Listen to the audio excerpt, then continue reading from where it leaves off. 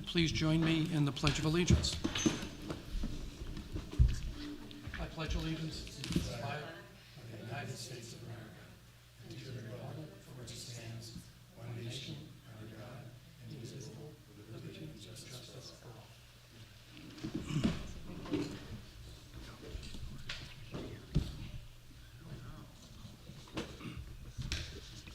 Mary Eads will not be joining us tonight, but with 8 people, we have a quorum. For those listening in, the meeting is also being broadcast via Zoom, and as always, instructions for accessing Zoom are on the SAU website. We're providing this as a convenience for folks. Please be aware that we can't guarantee that it will perform as it should through the entire meeting. However, anything that is missed can be seen on the CATV feed, which will be available usually within a day or two following the meeting. We will have public comment during this meeting. We'll get to that in just a couple minutes. In terms Recording in progress. In terms of additions or deletions from the agenda, there are a couple changes that we would like to make. One of which is to move the under 9A, new business, SAU88 back to school plan.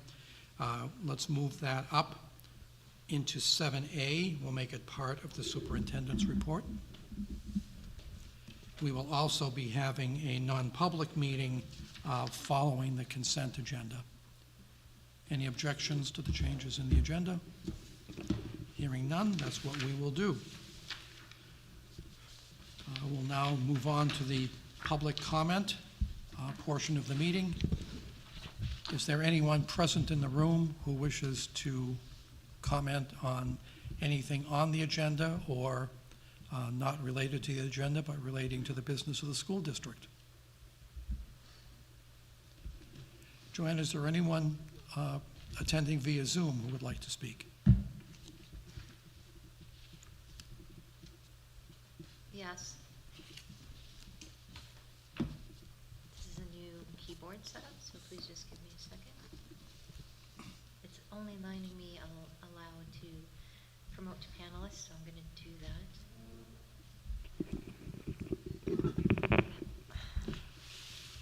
Okay, Hello, yes. Kathy Beckett. Would you like to speak? And please identify yourself by name and ward, and be aware that your comments are limited to 3 minutes. Kathleen Beckett. I am now Ward 2. And so I'm going to read a letter that I've written to the Valley News. We're revisiting the topic of the school resource officer, and which seems like it's going on forever. But so I'm going to just minimize the screen. And can you hear me? Yes, we can. Okay. So the Lebanon School Board is again encouraged to vote on the school resource officer position. And this is despite the fact that I see there's an agreement between the school system and the police department as of July.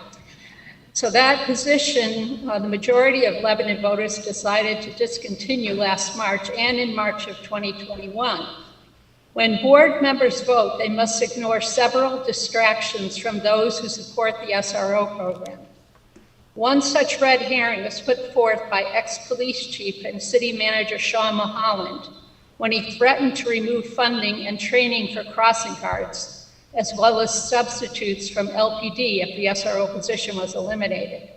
This threat appears to violate section C419 30 of the city charter, describing the powers and duties of the city manager as responsible to the city council for the proper administration of all affairs of the city, except the school department, but including the preservation of the public health and the public safety of all citizens. Why the city manager thinks it is fine to interfere with the affairs of the school district while blatantly ignoring his duty to the public safety of Lebanon's kids as they cross busy streets is beyond understanding. Another possible distraction is the binding, non-binding issue of the warrant article to discontinue the SRO being hashed out between the school district attorney and the ACLU.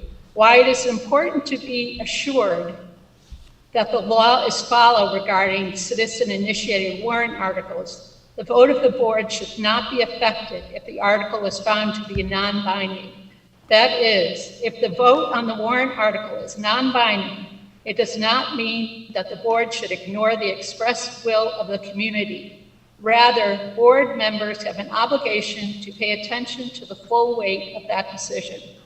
And I have a question. I'm wondering, when the MOU is discussed, is the public, can the public join in that conversation? This is the opportunity for public comment now, and it's the only public comment period. So there's no allowing any discussion when the MOU issue comes up? No, this is the time for public comment. Okay.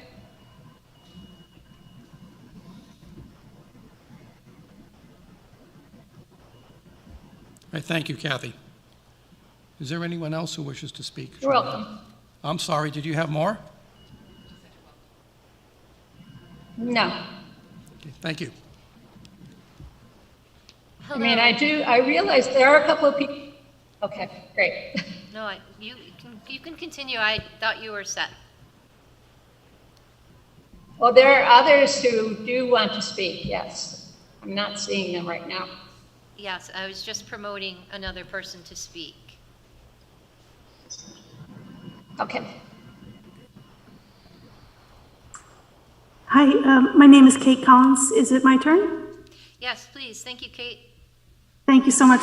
So my name is Kate Collins. I live in Ward 2, and I'm also wanting to encourage the school board to vote on the issue of discontinuing funding for the SRO in schools. I think back to my own time in school as a student and to the challenges of being a teenager and to being in school where so many things are compulsory. You have to ask for permission to go to the restroom, and in so many ways I felt like, well, there were a lot of controls exerted on us as teenagers and sometimes even young adults at school. But the school I went to, we did not have police officers, associated with our district or in our school, and that was wonderful. That was fine. We got by just fine without them, and law enforcement got called to our school as needed, and I would like that for our local students. As someone who's worked for most of my career in the public sector, in underfunded portions of the public sector that are education related, I also just know how tight funding is in schools. It always has been for my whole life. It probably always will be. So when we take funding out of a school board, your school district budget to put into policing, it comes at the expense of things students need so very much, including mental health resources and the arts, social support, which is really what will help our young people thrive and by extension our community be most happy and healthy and connected. So I want to urge you to take action on that. Thank you. Thank you. There are more. I just need to. I'm wondering if you could turn down the volume in the room here. It's actually really loud coming out of the speakers. All right, let's keep going, Joanne. Sarah, would you like to add some comments? Good evening, can you hear me? Yes. Yes, we can. Thank you. Good evening, my name is Sarah Raitt. I live in Ward 1. I just want to urge the board to vote to end the SRO position, to stand with all of the community members who have now carried 2 elections and who continue to call you in, to call all of us forward to a higher vision for our schools. We're asking the board to embrace more fully its commitment to identify and remove barriers and to build a sense of belonging for all individuals in our district. Right now, we're clinging to a system that works for some people and not for everyone, and we've been ignoring many people's opinions. We've also been ignoring a large and growing body of best practices literature that tell us what students of color have been telling us for decades, which is that police presence is profoundly harmful for for many students in our schools. We have a moral and a legal obligation to build learning environments that work for everyone, and I know our community can do better. Please help me with that. Thank you. Thank you.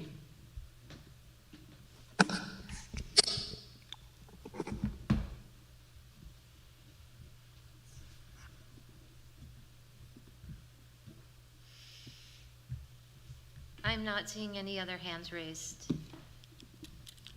Okay, thank you. Public comment is closed. Is there any correspondence? I didn't see any in the folder. No, there's no correspondence. There was one. Just now, okay. Excuse me? I will pull it up.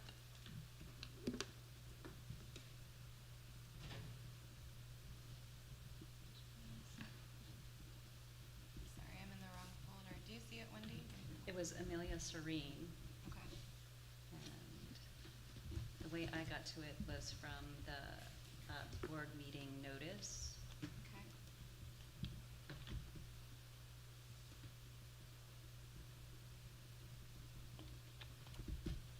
Okay. All right, so yes, there was one letter.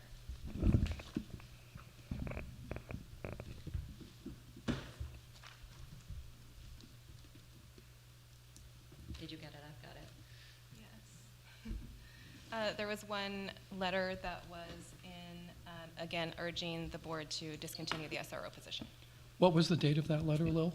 Date of that was August 18th. Okay, thank you.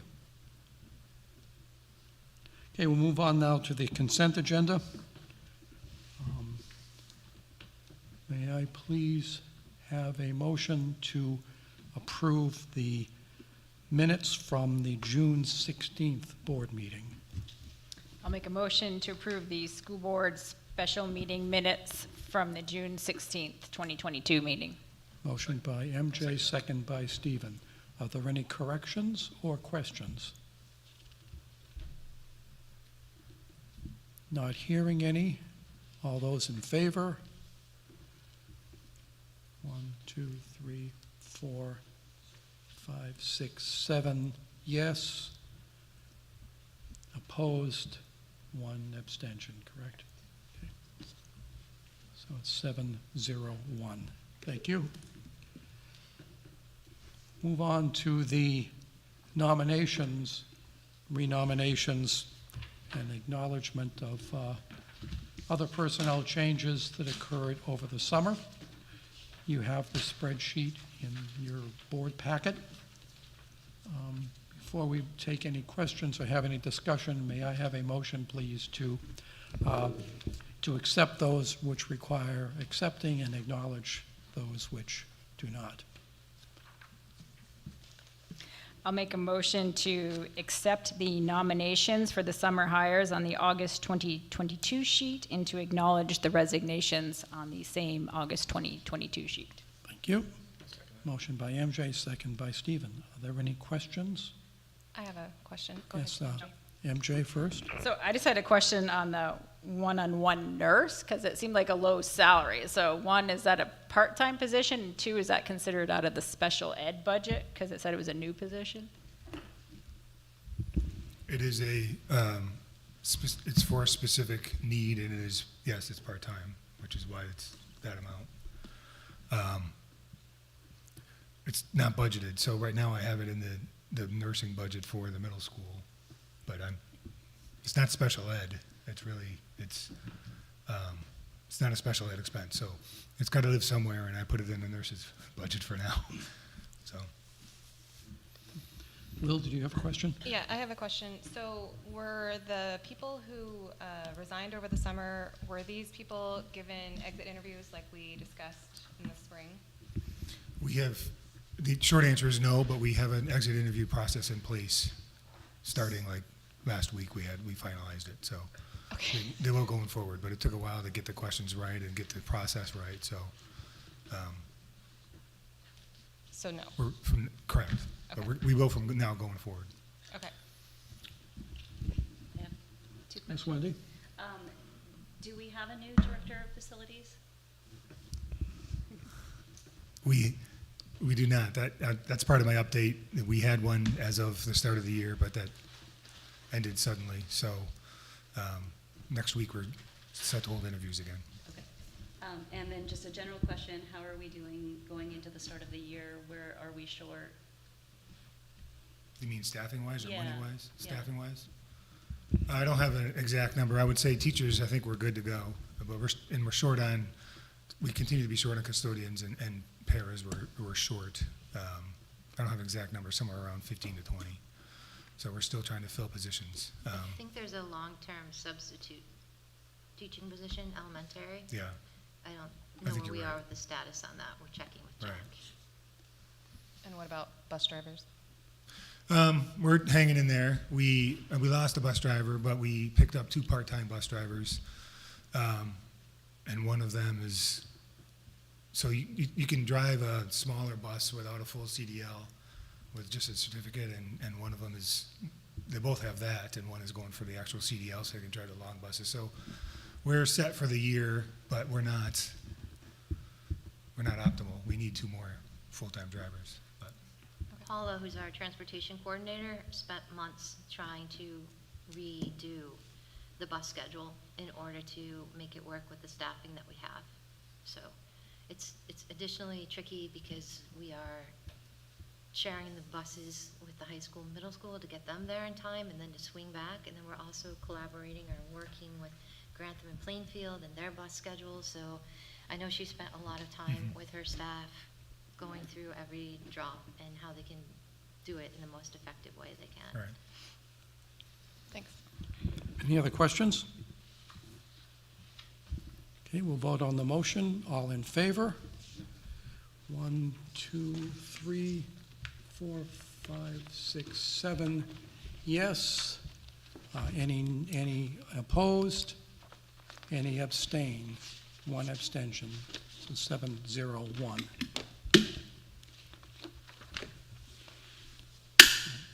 We now have a need for a non-public session. And for those who are watching via Zoom, hopefully this will not be too long, but we will be absent for a certain period of time. MJ, could you please make the motion to put us into non-public? Yep, I'd like to make a motion to enter non-public under RSA 91-A3 2C. Second motion by MJ, second by Aaron. We'll have a roll call, starting with Kristen. Yes. Yes. Yes. Yes. Yes. Yes. Yes. Okay. Recording stopped.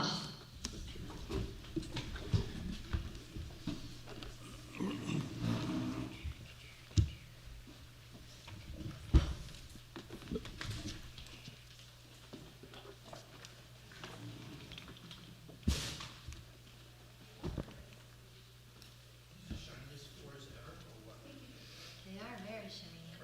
How are you doing? Good. Good job for being Nice to see you.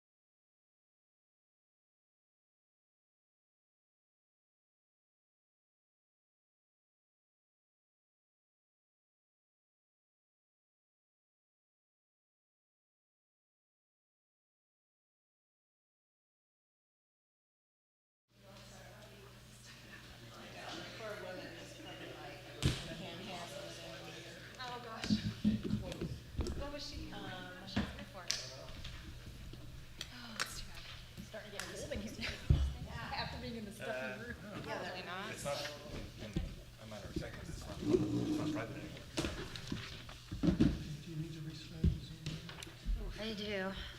Can you just remind people that it's gonna be, they'll hear that sound.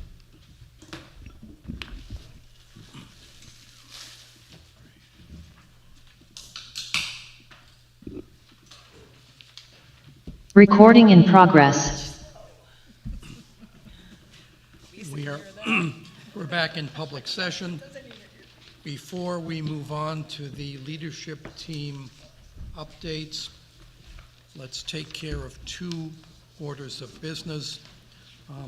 The first is I'd like a motion on the memorandum of agreement between the school board and the Lebanon Support Staff Association. Stephen. I move that we approve the memorandum of agreement between the Lebanon School Board, New Hampshire School Administrative Unit number 88, and the Lebanon Support Staff Association regarding compensation for acting as a substitute. I'll second. Second by MJ. Any discussion? I think we just want to clarify for paraeducators acting as substitutes, right? It's the teachers having substitute. Yeah, paraeducators acting as teachers. Acting as, sorry, paraeducators acting as teachers. That's what we want to Substitute clarify. teachers. Substitute teachers. We'll get it right. Paraeducators acting as substitute teachers. There you go. Agreed. All in favor? Unanimous. Thank you. I just think we should thank those paras who, over the last couple of years, have been stepping into these roles already, and we appreciate their wanting to continue to do that. Agreed. I also need a motion to release to the public communication from our attorney, James O'Shaughnessy at Drummond Woodsum, regarding non-binding ballot questions. So moved. Could you please elaborate a little bit in that we are going to be asking for some editing of the letter before it's released? Right, so motion to release the letter from our Drummond and Woodson Jim O'Shaughnessy regarding our legal advice from the non-binding, what was it? Warrant article. Warrant article, after a few edits are made to the document. Thank you. Second by Lil. All in favor? Opposed? Unanimous. I will communicate these changes to Mr. O'Shaughnessy and will notify the board as soon as they are made and then send it to the appropriate people. Okay, moving on to SAU leadership team updates, superintendent update, which will include item 9A, back to school plan revised August 2022. So welcome back. I'm looking forward to this school year. Over the summer, some of the main tasks I have been working on is preparing the back-to-school plan that I was shared with administrators and we met with to review. The key part is that masking continues to be voluntary. Masks will be available for staff members and students in all of our schools, and we'll go through the plan next. As far as the revision projects, Tim and I have been working on those at Mount Leb. Renovation project work has begun, provided monthly updates to the board, and attended construction meetings. Today I met with Everett and Katie and the construction manager and the person who was heading the blacktop, the tarring and the paving of all of that. The city reached out to say this has been a great collaboration with all of us and they wanted to do a quick little video showing it. The road should be painted within the next couple of days.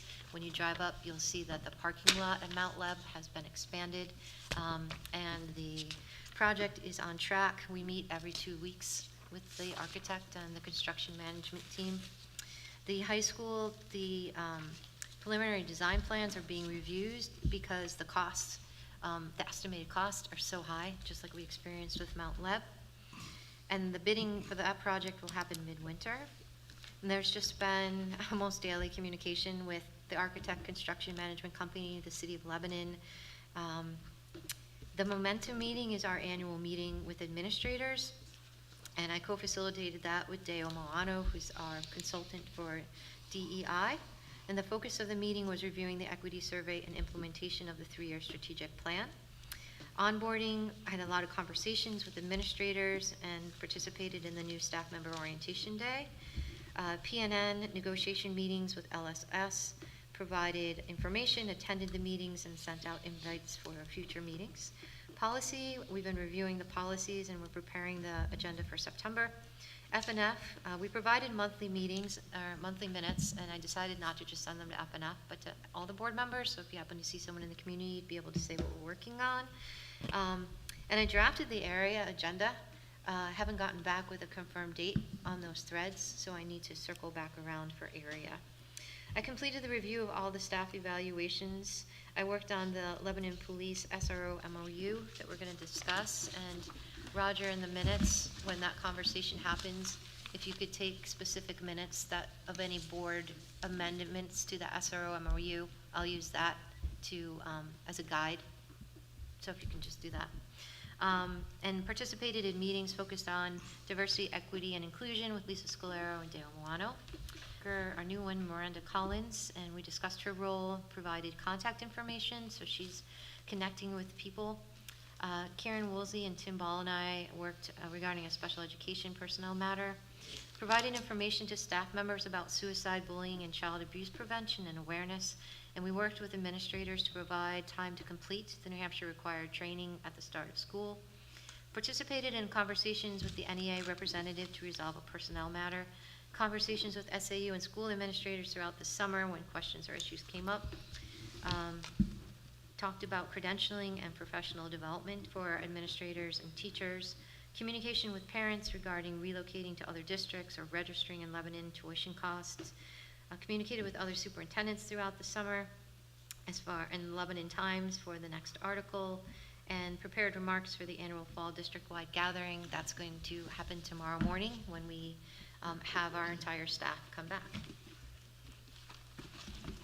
Questions for the superintendent?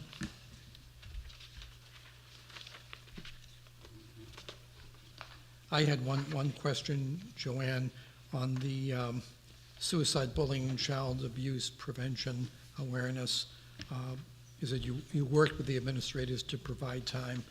Was the time in fact found? Are we all set with that now? Yeah. Because I know in it order was to somewhat do, contentious. There's very few days that administrators work, and they decided to allow flex time during one of the first days back for people to be able to do some of the trainings, to be able to just allow them time to do it. Is there a deadline for that?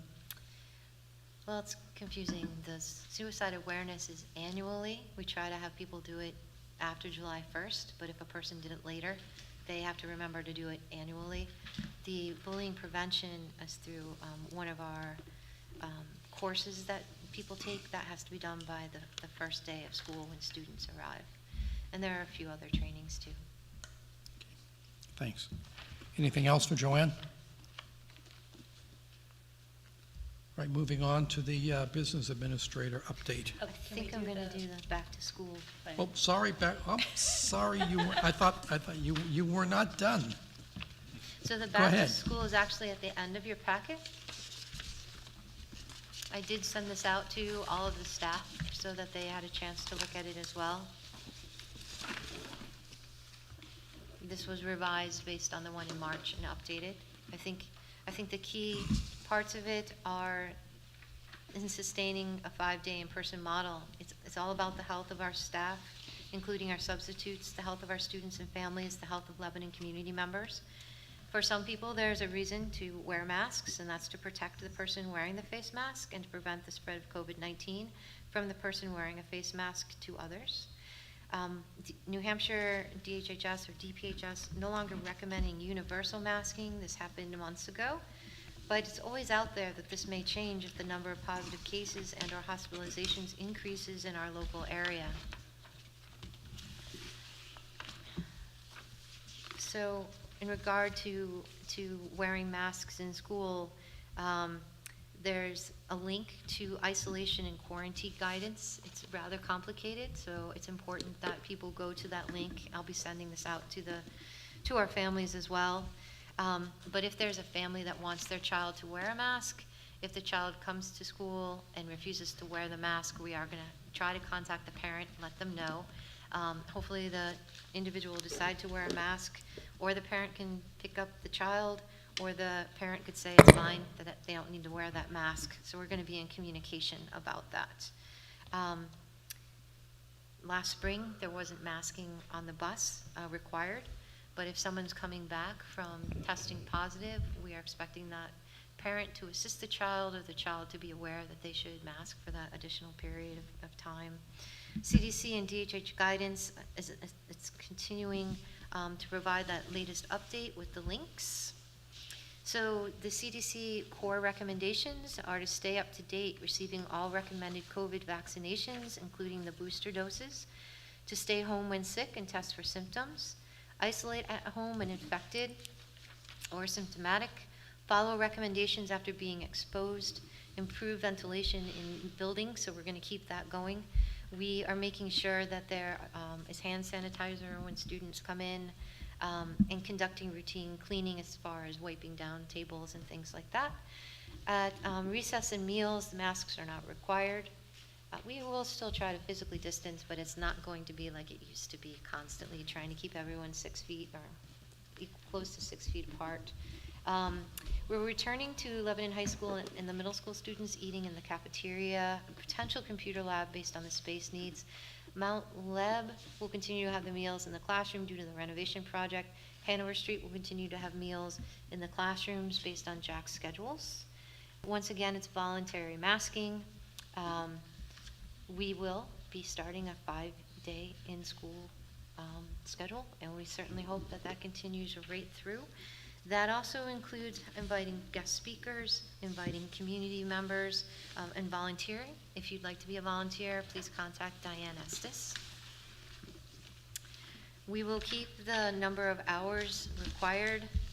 The time schedule will be Lebanon High School 7:30 to 2:35, 7th period at 2:06. The middle school is 7:05 a.m., so there could be an earlier drop-off. 7:30 is when advisory starts, 2:30 the bus dismissal, and then 2:35 the car loop with the walkers. Grantham buses will leave first.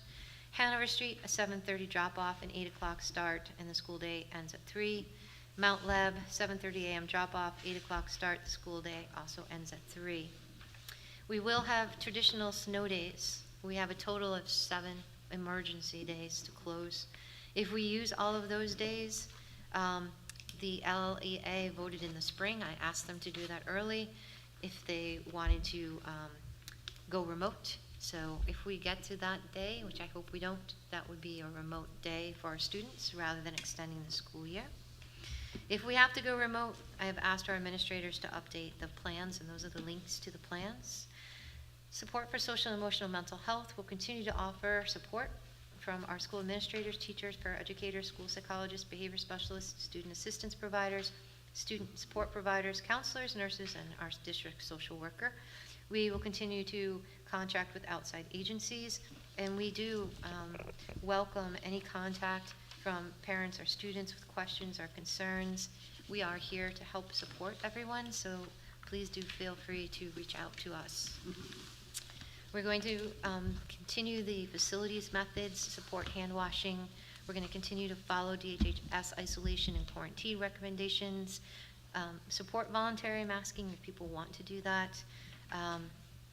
And as far as requiring individuals with symptoms to remain home, that's for the first part. If you're testing positive, the CDC and DHS has changed about having to test negative before you come back to school.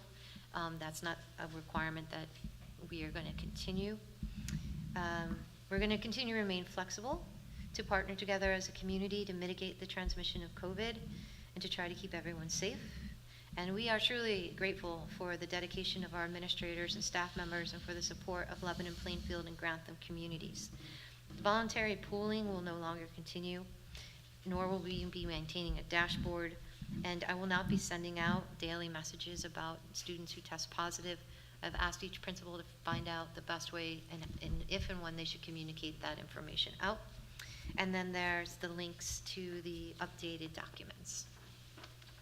This is also important, I mentioned, because I believe it's part of ESSER that we always have to keep our plans up to date. So this will be posted on our website as well. Can I just ask a couple clarifying questions? Go for it. So go for it. Okay, so I just want to make sure, because I think it's in some of the links, but it's not specific in your slides. So as far as, so if somebody has symptoms, they will have to test. Is that true? They should test, yes. If they come in with symptoms, then the nurse. They're going to be asked to test. Yeah. Okay. And if they do test positive, they're out for 5 days, but they can come back on day 6 with a mask till 10? If they don't have symptoms, including a fever. Okay. There's So like as a long as little bit of symptoms are ifs in improving, there. not having a fever, all that kind of thing, they can come back with a mask. Okay. And when I was reading the CDC stuff, they seem to indicate in the school stuff that they're not recommending distancing. So is there a reason why we're still choosing that? I just like setting us up here. If you have an ability to distance, it seems like that's just a good thing to do. But if we don't have the space to do it, we're not saying we're going to keep all students 4 or 6 feet apart. And then one other clarifying question. So back to regular drop-off times, and just for elementary school parents, will they be able to drop off to a playground? So like drop-off is at 7:30? And each principal is going to have to determine that, because I'm not quite sure what Katie is going to have when parents for roll space. into them. Yeah, so that's really for the principals to determine, like what that is going to look like, and they're going to be sending letters out soon. Okay. Lil? So just a couple of questions. One is a follow-up on what Wendy said. I think that piece about 5 days and then day 6 through 10 with the mask, blah, blah, I think that actually needs to be spelled out in the document and not as a link, because I think it's an important enough piece that we want to have our language of how we're supporting that. Now, obviously that might change, but I think that it's not changing right now, and I think it'd be better to spell it out as opposed to link to it. And then I think about the slide about the buses, you did say if they're still masking for that day 6 through 10, they would be masking on the bus as well. We need to articulate that as well, because it's not on the slide. You mentioned it, but it's not on the slide. So I think we just need to be as clear as we can about those pieces, because you're right, there is a lot of confusion or a lot of complication about whether you're vaccinated, whether you're quarantined, whether you're isolating, but as far as if you test positive, when can you come back and under what circumstances, we need people to understand you will be asked to mask from 6 to 10, from days 6 through 10. Yeah, when I met with these administrators, it's even more complicated than that, and that's why they wanted to put the link. There are a lot of like if-thens. So what I am going to ask the nurses to do is for them to create the statement. That's like their background. Yep. And what we're hoping is that they create one, and then that gets sent out in all the principals' letters and mine, so you don't call a different nurse and get a different answer. Totally They agree. haven't returned all yet, so they weren't around to review this, even though I sent it to the nurses. But that was our thinking, is how can we have one statement that's the same? Right. That comes from them, because when we started reading the if-thens, we were like, whoa, we need.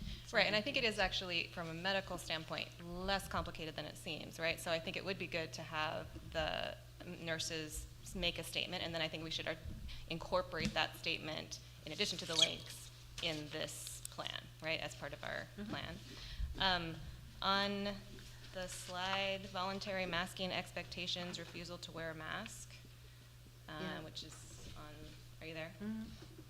The bottom left. Yeah, bottom left of page 3.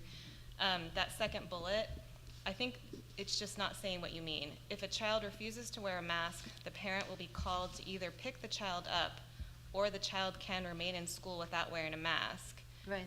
But that's only if they're not wearing a mask because they're returning from COVID. You're talking about people who have opted to wear a mask, as opposed to those 6 through. That's why it's called voluntary masking at the top, because it was if your child is voluntary masking, but they get there and they go, I'm not going to wear the mask. We'll do our best to contact the parent to say you wanted the student to, but they're not. And you can choose to have them stay in school without the mask, or pick them up but we Right. can't really be in the disciplinary role for all of the 1,600 So, students. so what you're saying is the parent will be called to either pick the child up or allow the child to remain, right? The parent has to make that call. Yeah, I can add allow. Yeah, that's what I was clarifying. Okay. Thank you. Sorry, Steve, like two more things. Two more things. On the following slide, we go to remote if we have to have we run out of snow days, why do we have 7, actually? Haven't we always had 4 before? Like, how did we? There's some more flexibility in the middle schools, and everything depends on the middle school. Okay. And their hours. Okay. And the way that their schedule had to be for COVID is less flexible, and so when Lisa calculated it, it ended up being 7. Okay, I great. think it was 4, Yeah, it was 4 or 4 5 before, in the yeah. past. So I guess that brings me to my final question, which is, since we know that there is a possibility, although we hope not, that we would have to go fully remote, what are our stipulations regarding our robust and consistent use of Google Classroom so that that is an easy transition to a fully remote situation? I brought that up when we met as administrators, and I also shared the comments with the union president, who hasn't had a chance to get back to me yet. So, I mean, for the elementary teachers, not all of them are using Google Classroom. They often will send something home with, And I think to it's get less picked important up in to elementary, do. but 6 through 12 maybe, or 7 But through they 12. could not give me a commitment at the middle school, high school level that every single teacher is going to use Google Classroom, and we haven't circled back to that because we were trying to get all of this done. But it was definitely part of a discussion that we had, and there was a conversation that they know some teachers use it more frequently than other teachers, and so what would be feasible without causing any additional stress with teachers coming back the school year to make sure that students have an opportunity to keep up if they are out for any reason, the flu. Sorry. Scared myself. The flu, a cold, anything like that. So it's there's an understanding of why that would be really important. Right, I And think I just don't have an opportunity yet to say it's absolutely going to happen everywhere. And I don't want to say that without talking to the union president and making sure that the message is, this is why we're doing it. Right, I think it's for 2 reasons. I think, one, you're saying that your point is good about making sure that teachers are on board and willing to do this and not putting an extra undue burden on them. But I think the other side of that is also true, that we don't want to put an undue burden on kids who are isolating when we have no other distancing, we have no other mitigation besides vaccination. So let's prepare those children so that when they are out, they are able to not come back to 8 days worth of work, right? That they're able to participate as much as possible if they choose to, and not face an undue burden on themselves. Absolutely. And we're providing the technology. Yeah. Anyway. We already own it and they know how to use it, so. Sorry, Steve, Sure. It's a question that goes back to the management of voluntary masking kids. So is this something that we're asking individual teachers in the classroom to be policing, for them to know which parents have asked which kids to mask, and, oh, Johnny's not wearing his mask, but Johnny's parents said they're supposed to? Well, we did this last year, from March to the end of the year, and I think each school building handled it a bit differently as who knew. My understanding is I think that the nurses and the classroom teachers were informed that they wanted their child to wear a mask, and yes, that was pretty much what happened. For the most part, students have an understanding why their parents are asking them to wear the mask if they're developmentally old enough to understand why. For some of the younger ones, it's not out of any disciplinary thing. It's just their peers might not be wearing it, or they forget and they pull it down. I haven't heard that was a huge burden. I think that it worked out pretty well. So I leave that to the schools as far as how they want to monitor it, but I believe it went to the school nurse and the classroom teacher. Yeah, I was just hoping that it wasn't a huge burden placed on the teachers on top of everything else they're busy doing. Yeah, we try to support families however we can, and this is such a major issue for some, and rightly so, for some families, that we wanted to make sure that we would try to support that decision. MJ? So going back to that fabulous nurse communication that's going to come out consistent across all 3 schools, can you also put in there, or have them put in there what the requirements are for getting it? Because it says that students will be asked to test, but like last year, we had to send a snapshot of the test to the nurse for the student to get back in if they had any kind of symptoms. Are we continuing with that again? We can't ask for a negative test to return anymore.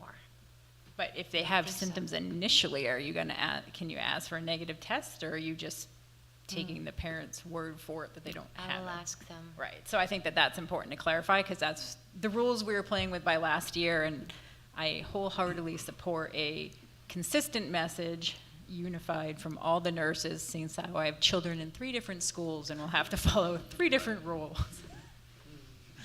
I understand. And also, the rules were changing so much, just trying to keep on top of them was really hard last year. I will follow up on those comments. Thank you. Anything else?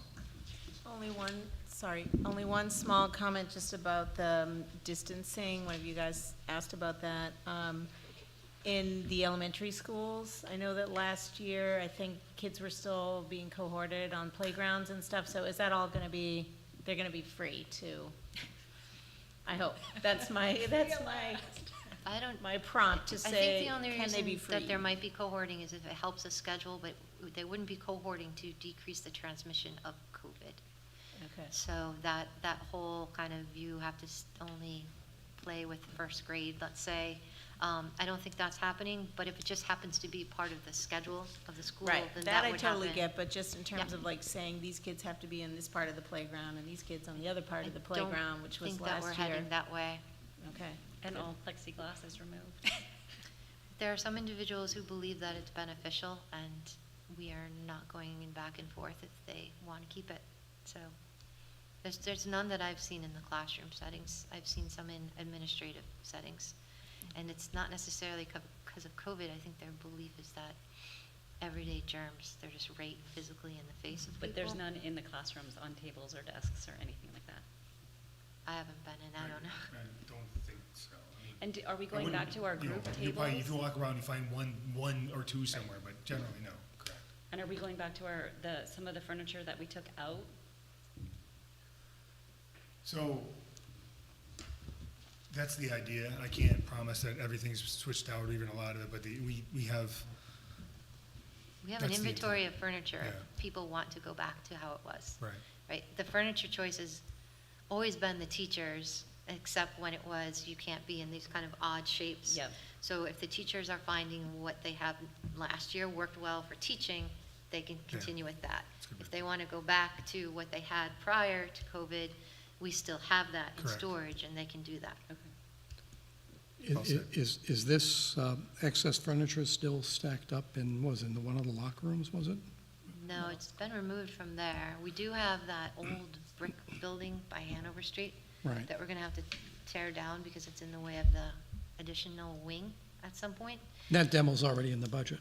We wanna clean that out. Well, the destruction of the old maintenance building was an end-of-year project that was funded right before COVID, and then we didn't take it down. So that money has been returned to the taxpayer, so Okay. when it gets tendered, we're gonna have to fund it somehow. I think you're referring, Richard, to something about the middle school locker room. Yeah, was exactly, off limits yeah. or something. I'll have to Yeah. double check on that. I didn't really follow. I remember it the came up a conversation couple this year. times last year. Yeah. I think it was the middle school. I know that one of them, because I saw it the other day with my own eyes, has been cleared out. I'm not sure about the second locker room. Here or elsewhere? Here. Okay, thank you. My daughter worked here over the summer, and she was talking about cleaning the locker room here in the middle school, so I'm assuming it's cleared out, but. Is there a market for this surplus plexiglass? Dana think and there's I a- thought of every idea. and There's come up a with- boat somewhere called the USS Plexiglass that we funded. Beautiful. Yeah, I'll Party wait, while the companies are like- I'll wait for the movie to come out. Are we gonna be renting tents again for No. outdoor? No, okay. The cost of that was phenomenal. It was $40,000 a season. Yeah, that's fine, just a question, because it wasn't in here, so I'm just trying to clarify. Anything else? Yes, MJ. I haven't looked, so I know you've said that Paula had to really work on rejiggering the bus schedule. Is the bus schedules, have they been posted yet to the website, or will they be coming out soon, since our school starts They were next just week? posted. I don't know, Tim, can you? They I wrote were. it down. They were. They're posted? Mhm. There you go. I talked to Paula today, but I neglected to ask that question. Can I just ask that if it is posted, just make sure it has a version number on it? Because I know last year I was the wrong one version behind on the bus schedule. Or date. Yeah, either a date or a version number would be That's fabulous. a good idea. Anything else? All right, now we'll move on to the BA report. So I just filed a report of kind of what's going on this summer, and a lot of this we've gone over. So the Mount Leb project, you're aware of. It's looking good. Tomorrow, I think they're cutting over to the new transformer, so there'll be no power for a few hours, and then that'll be good. We're looking to hopefully we're interviewing next week for the new facilities director.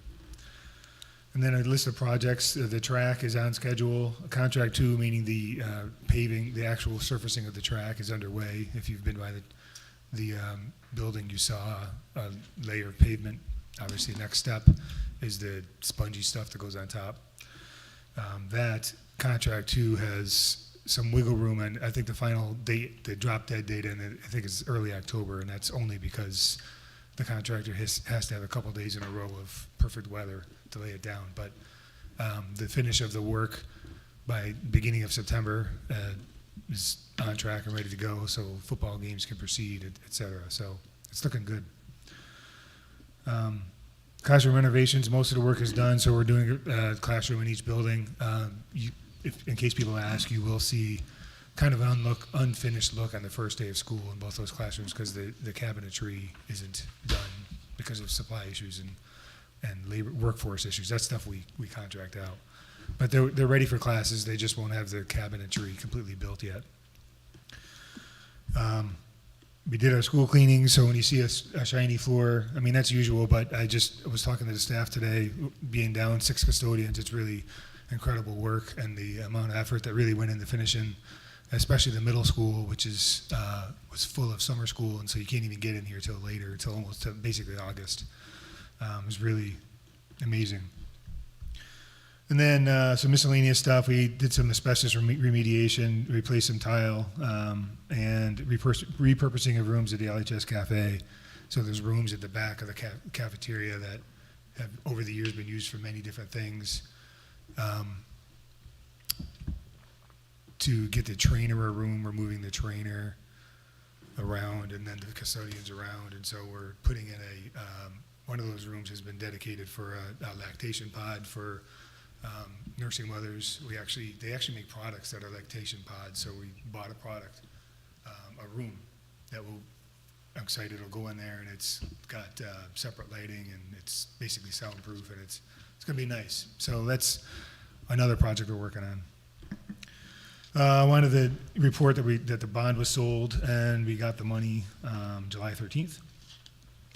And just wanted to make sure, as you're looking at bond schedules in the fall, the authorized borrowing was $14,341,000.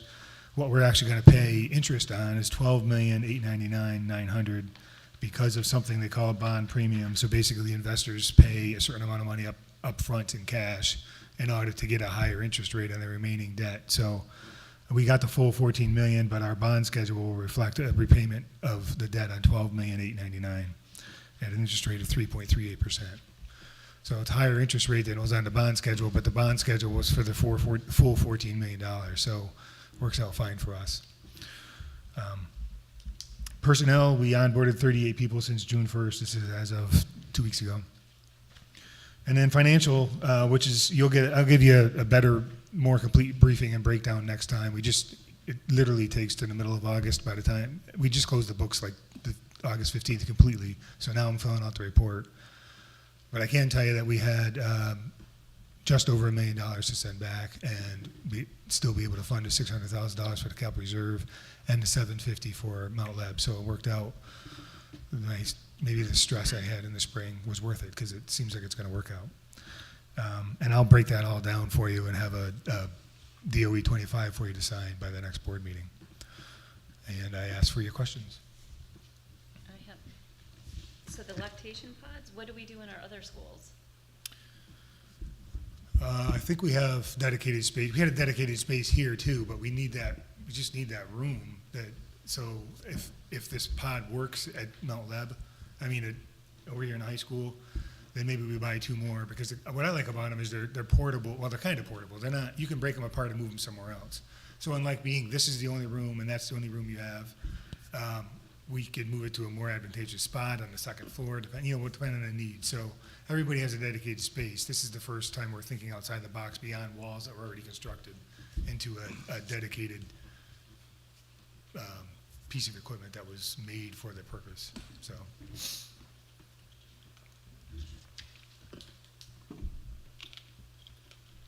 That's it. I had a couple questions. I'm going to work through it bottom to top. Sure. On the bond, Tim, the total amount remains $14,341. But the fact that we're technically, I guess, financing $12,899,900, is this going to in any way impact what we pay year to year? I'm wondering they gave me a about. bond schedule, which I don't have with me, but it doesn't exceed what was approved. It should be, I'm thinking It's less. significantly less is what Yeah. I'm getting at. The interest rate's higher. They Right. they gave us a schedule of 2.5%, and it came out to 3.3. So I have not compared the two, the proposed one and the actual one, but I will before we get too far into the Yeah, that'd be season. useful to know, Yeah.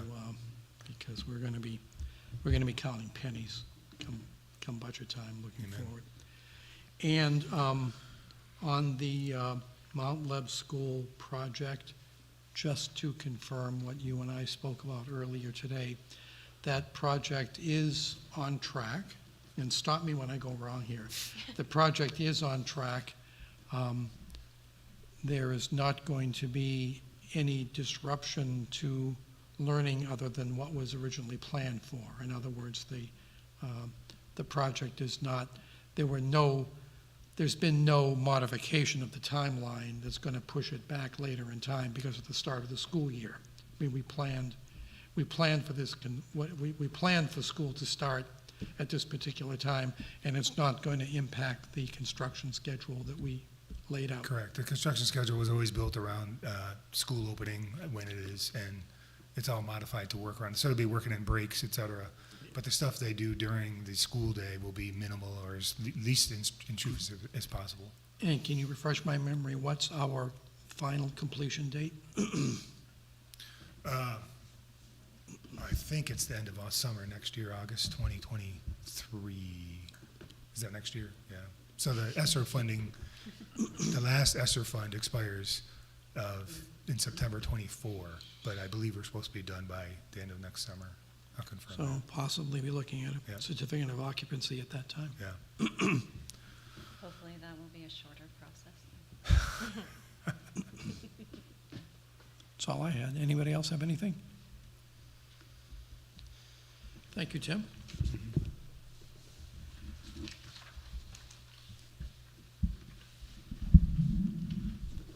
Okay, next item was the track fundraising update.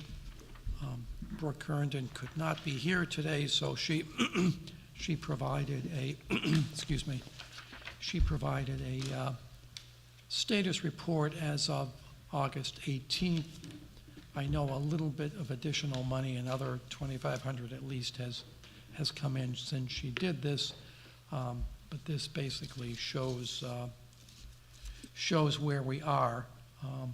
There's still a considerable number of major foundation requests that we have not received word on yet. Some applications are still going in and will continue to go in. And I don't need to go through this report line by line, I don't think. I guess you all have it. Are there any questions? If I can't answer them, I can pass them on to Ms. Herndon. When they have the pending hang on a second, MJ first, then Wendy. Yeah, well, I think I'm probably going where Wendy's going. So on the pending, is there like an expected time or anticipated time we might hear from some of these, or are they gonna be? You know, it varies from donor to donor. Some of these people have, some of these institutions have particular dates that they review these applications in. When we hear either yes or no, Brooke updates it, either declined or received. But pending means that that's what we have asked for. And then the second question, so this was kind of like phase one, and then phase was asking for the grants, and then there was going to be kind of like the community fundraiser. Like, have we entered the next phase where, you know, we had talked about different community fundraisers or fun runs, or are we not at that phase yet? Well, that has to start with the start of school. The track committee has met sporadically over the summer, and that's high on the agenda for when it's due to meet, I think, next Tuesday, I think. Lil, I know there's been some contact with you and the other PTO head. Do you want to comment on that? Yeah, so Brooke did meet with the presidents of the PTOs and we talked through, and Melissa Crow, we talked through the possibilities, came up with a plan that we are then going to present to our PTOs at our first meetings, which are happening this week and next week, and get buy-in and revision from our members, and then go back to Brooke and Melissa I think it's Melissa, I keep saying that, maybe not. Go back to them right away and schedule something hopefully for the middle of October. So yes, there is a plan, but it's right now in the very beginning stages. But I think once the PTOs are on, memberships are on board, I think it's pretty easy to implement it. So it's probably more like a pledge drive than a fun run is what we're thinking. And I would say right now the committee is rather top-heavy on people out searching for major gifts and people applying for institutional grants. So if anyone has any great ideas of community involvement, suggestions for smaller but more broadly encompassing activities, the committee would love to hear about it. So, quick question. When do we have to pay for the track? And then, so how long can fundraising go? And is it possible for fundraising to reimburse capital reserve? So no, the answer to that second question is no. So I've talked to Brooke, and kind of unofficially, the end of this fiscal year would be ideal, because what we're going to do is take out of cap reserve the difference between what has been raised and the cost of the track. So Yeah. if the committee knows that they have raised $100,000, then we're going to take 1.1 million minus $100,000 out of cap reserve. If more than that comes in, it's probably going to go through the general fund, because you can't put it back in the cap reserve. That's not only the voters can put money into the cap reserve. You can have a warrant article that said we raised an extra $100,000. Can we put that in cap reserve? Something like that. That'll be, that there's a way to do it, but it can't be done without a vote of the community. Okay. So. Yeah, We're paying the bill now. No, we have the cash flow to pay for it now, and then we'll get reimbursed from cap reserve like we usually do. Okay. So, the understanding is that gifts can be accepted until June of 2023. yeah. Yeah. And that works out well, actually, for people who want to pledge a certain amount, and do it Also, do it it allows us stepwise. to do things around the track and get people there and do community sort of events there. Exactly, yeah. Have you had discussions on the track committee about the fact that the track's going to be basically done and we're still asking for money? I'm just wondering. Yes. Yeah, I mean, I know that Lisa, I think it was with you when we were at the soccer game a year ago, and they had community names at this big beautiful track wherever we were. I sent it to him. Oh, you did, and ways to.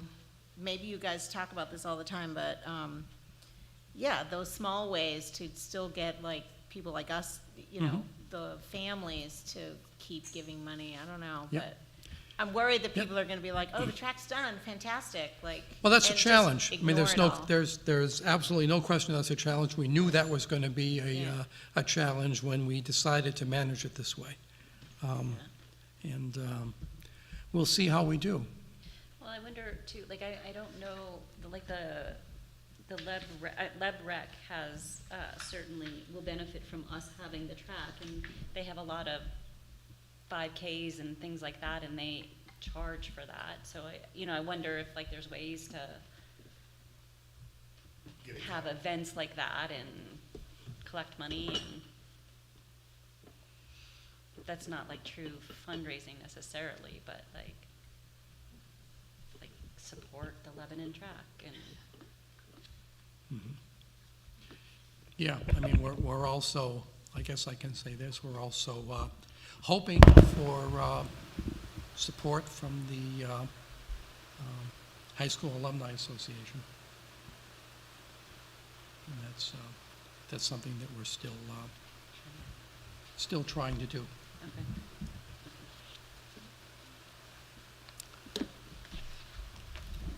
Okay, that's the track fundraising. Now, I guess we, next on the agenda is the SRO MOU, and our plan is to do a line-by-line read of the MOU that was executed between the district and the police department in July, so that the superintendent can get back to the chief of police with any issues that we have, things we'd like to see amended or language worked on. So let's get started with that. Dick? Yes. In our push to make a decision, the last time we discussed the SRO on April 27th, we may have missed a step that our community is asking from us, and that is to have a clear up and down vote on whether or not we should continue to have the SRO in the Lebanon School District as asked for by the voters twice. Therefore, I would like to make a motion to hold an up and down vote today on whether or not to continue to have an SRO in the Lebanon School District.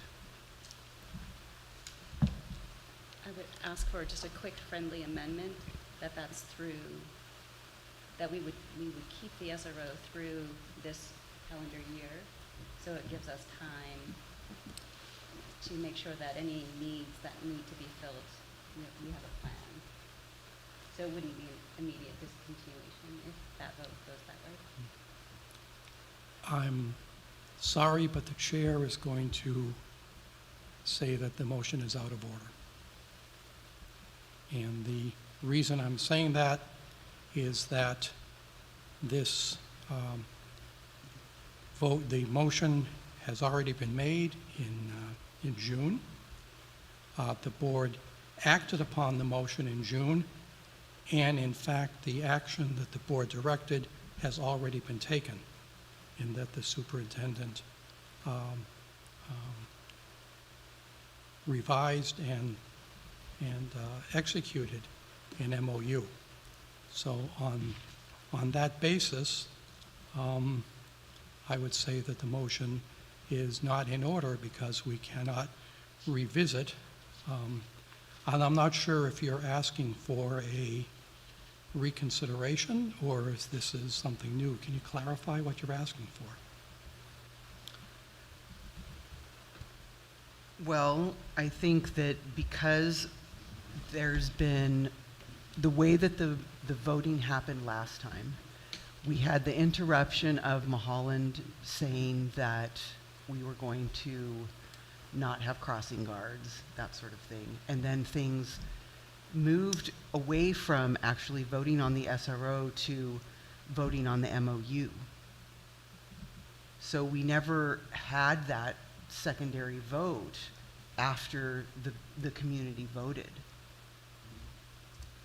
for the second time against the SRO.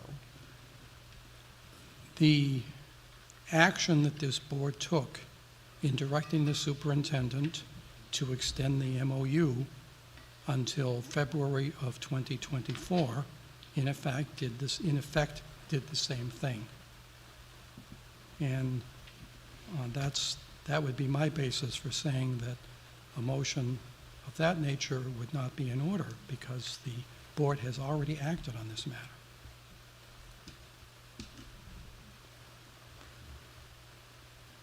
So I wonder, because the language, this was in April, by the way, when we did the vote, because the language was, as Lisa points out, we're voting to retain, I think we were hasty because I think we made a motion to retain the SRO MOU. We didn't vote to continue the SRO program or not. I mean, I see what you're saying, that de facto that's what happened, but I also see what she's saying, that is an omission that we didn't do. So, I mean, I guess I don't see them as being the same because of how that motion was worded in April.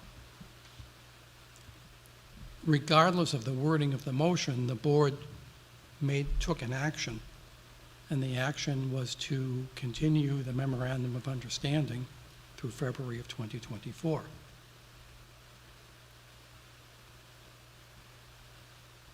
And that's my basis for saying that a motion of this sort would not be in order. I think what you're doing is asking for a reconsideration. Is that what you're at? Is that because? I don't think so, because I think the wording is different. I mean, I'm not doing it, this is Lisa, but I wouldn't say that to me it doesn't seem like a reconsideration because we're talking about different. We're talking about two different things. What I'm asking for is an up and down vote having to do with the SRO in its entirety, not the MOU. Because we've had a secondary vote from the voters about the SRO.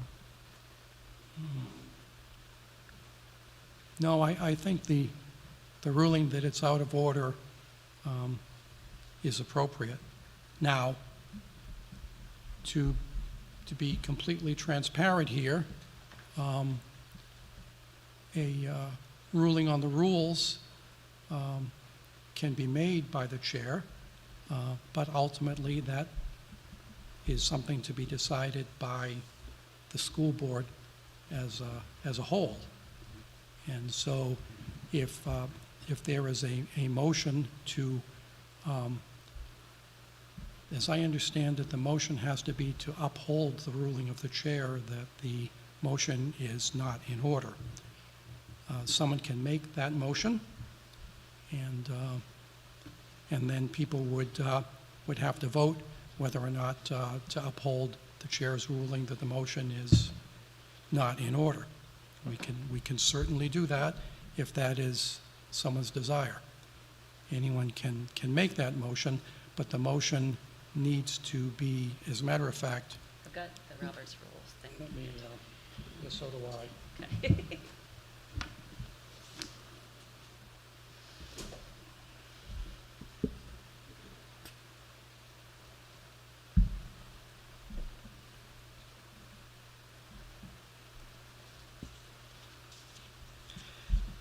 Yeah, an appeal is stated and put to a vote, shall the decision of the chair be sustained. It requires a majority vote in the negative to overturn the chair's ruling. Can you say that one more time? An appeal is stated, and the appeal is I appeal the decision of the chair. And that is put to a vote, has to be, shall the decision of the chair be sustained. So if you vote in the negative, If you're you- saying no. You vote so it requires a majority vote in the negative to overturn the chair's ruling. So I make a motion to appeal the motion of the chair, the decision of the chair. Is there a second?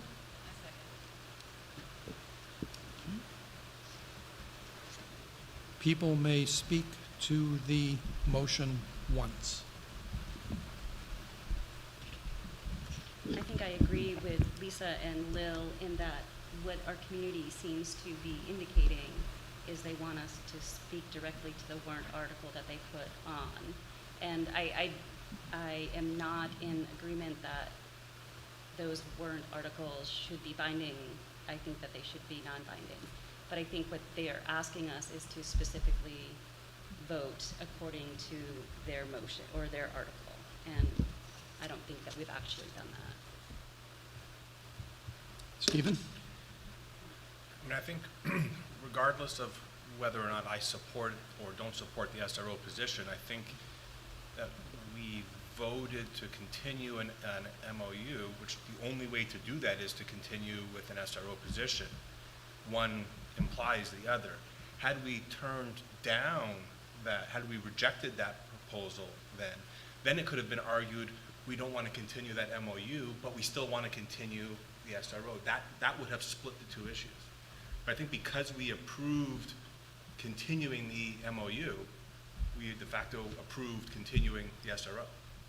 And so I would support the chair's decision.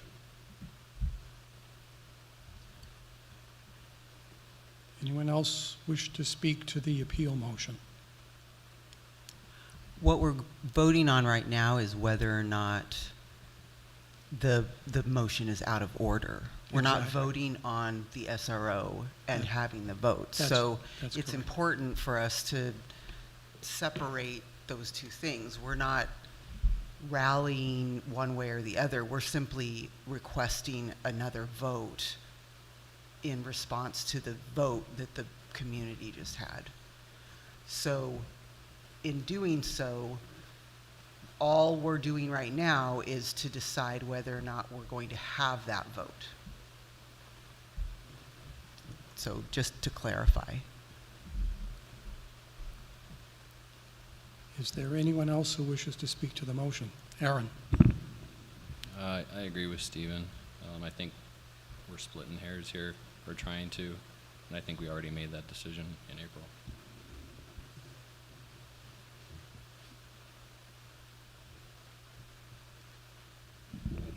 And I'll just, I mean, you know what my position is, but I think that that this is enough of a situation that it demands us to continue to engage. And I think what we did with this motion by sort of circumventing a little bit the question of yes or no SRO, I think what we are doing is kicking the can down the road, that we are sort of abdicating further responsibility, which I think is an ineffective use of us as a board. And I think it's, so I think we just can respond. And so for that reason, I would like to say that this is out of order so that we can at least discuss the other motion.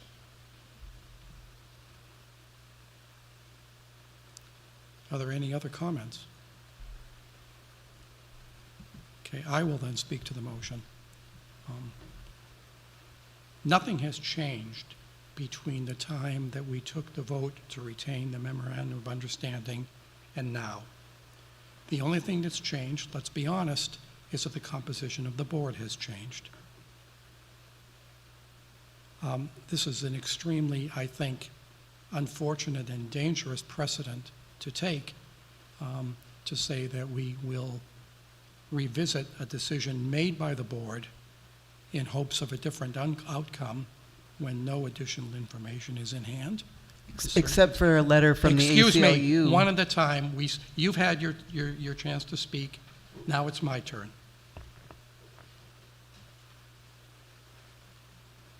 The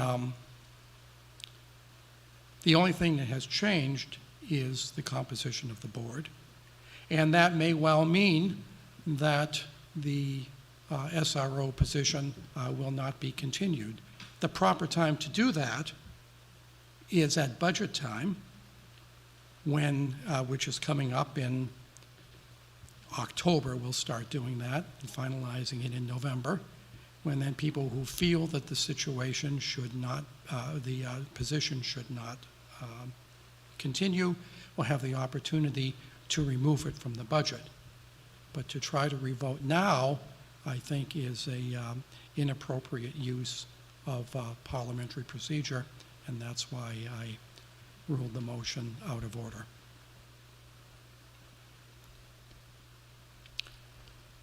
Okay, so we'll take a vote, and the vote then is, should the chair's decision to declare the motion out of order be supported? So again, just to emphasize, a yes vote confirms that we will not take up this question again tonight. A no vote means that my ruling is overturned and we can accept a motion. So will I have the, please raise your hand if you are in favor of supporting the ruling of the board, of the chair. 1, 2, 3, 1, 2, 3, 4. Okay. Opposed? 1, 2, 3, 4. Tie vote, the motion fails.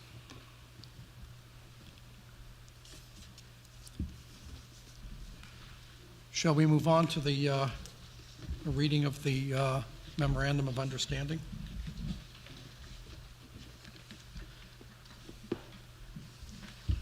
So Dick, can I just start with one? Do you want to, because you just made your comment that you felt like the next best time for us to discuss this is for the budget, that would sort of indicate that we would make a decision, that we could make a decision that would end funding before the end of 2023. Like, so can we change the effective date that it's only through the end of this year so that it aligns? I mean, so in some of the research that I was doing, they recommended that SRO MOUs are yearly documents anyway, because things can change. So if you're indicating that we can revisit it for the 2024 budget in October in the fall, can we change that date? And then if we include it in the budget, obviously we're extending it. That's the intention. I think I would start off by asking someone who voted in favor of the extending the MOU until February of 2024 to speak to that. You were just waving your hand. Yes, please.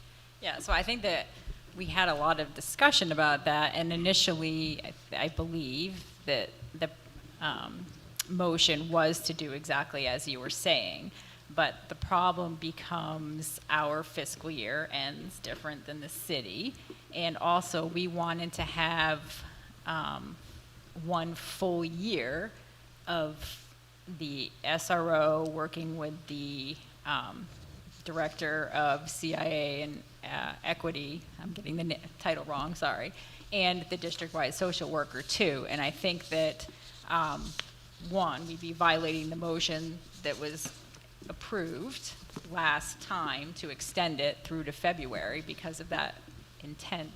And two, I think that it would be kind of premature that we won't have had all the data to kind of give a good retrospective review of that one full year of how they've acted together.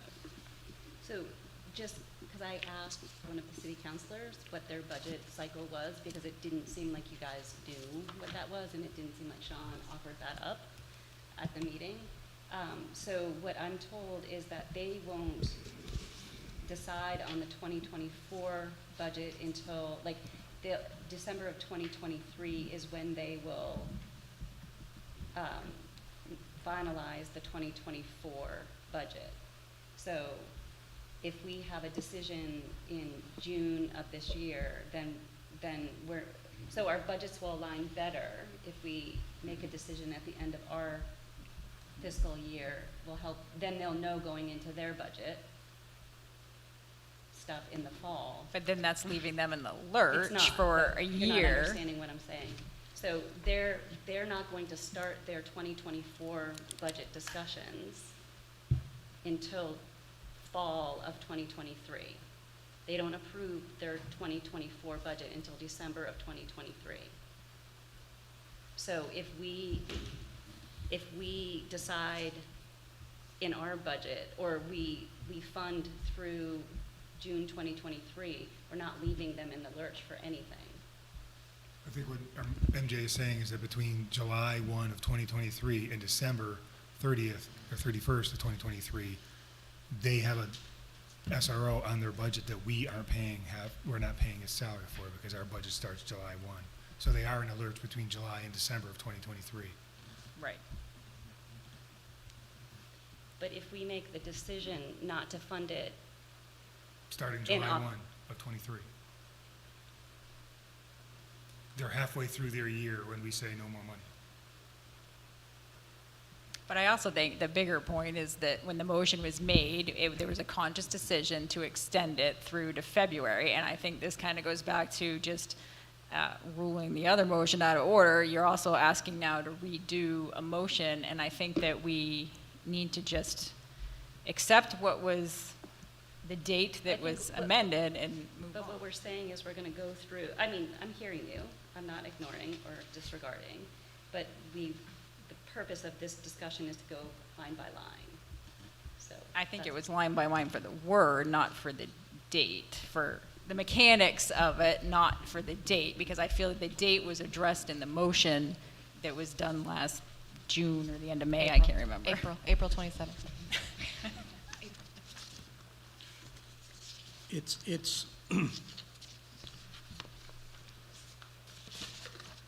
It's not necessarily that consequential. I mean, the memorandum of understanding allows for the fact that the school district may decide to discontinue the position at our budget time.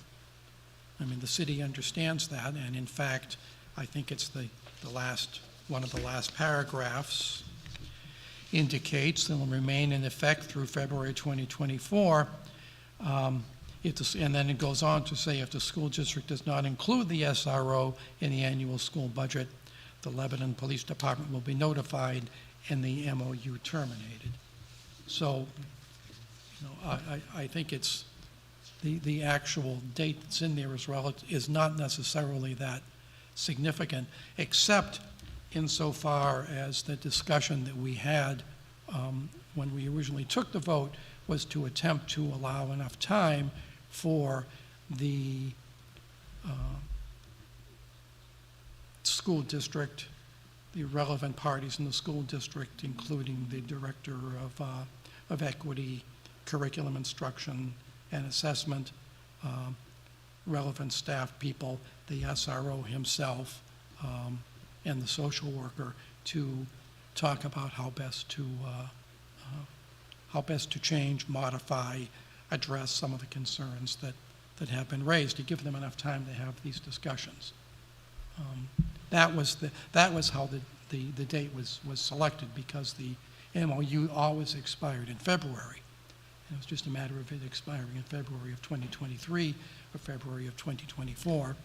And the feeling of the majority at that time was that to allow it to expire in February of 23 would not allow enough time for these discussions and potentially actions to take place.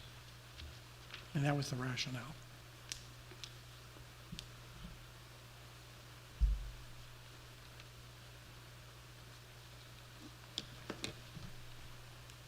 Let's start at the beginning. I actually, it might be helpful. What did I do with that? Here it is. Everyone has a copy of the new MOU. Is that correct? We were given that. I'm not sure that everyone has access to the old MOU, if we want to do a comparison. I have a copy for myself. I have one extra copy. I can give this to Lil if she would like, and if there are issues for what was said and what's changed, we can resolve it. I have a few notations on it.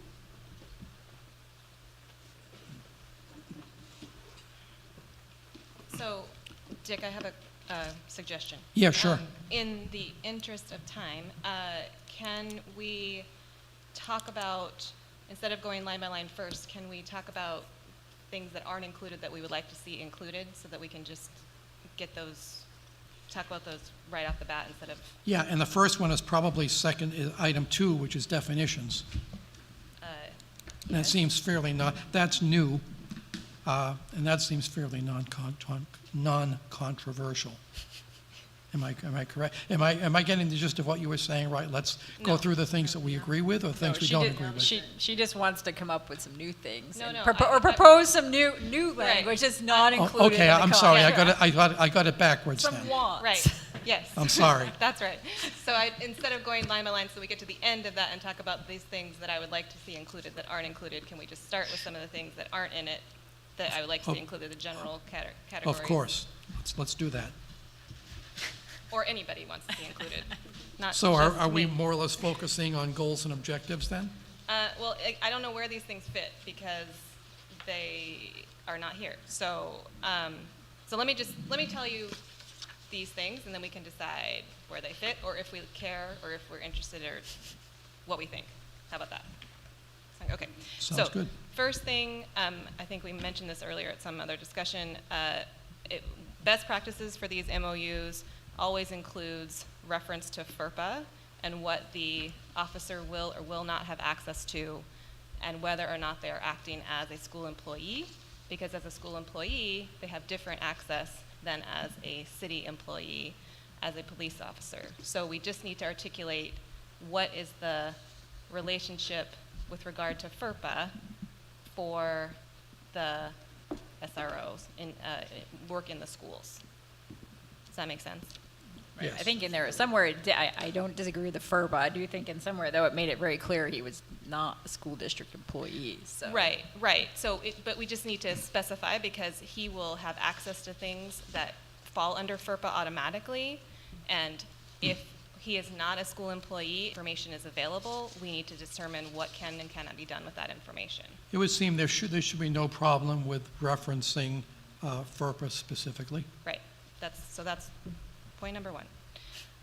Point number two, also in best practices in these MOUs, there should be some mention or some development of a way in which someone can file a grievance against the SRO. Now, it does mention that he is a city employee, a police department employee, and so if we're using their grievance process, that's fine. We just need to articulate that.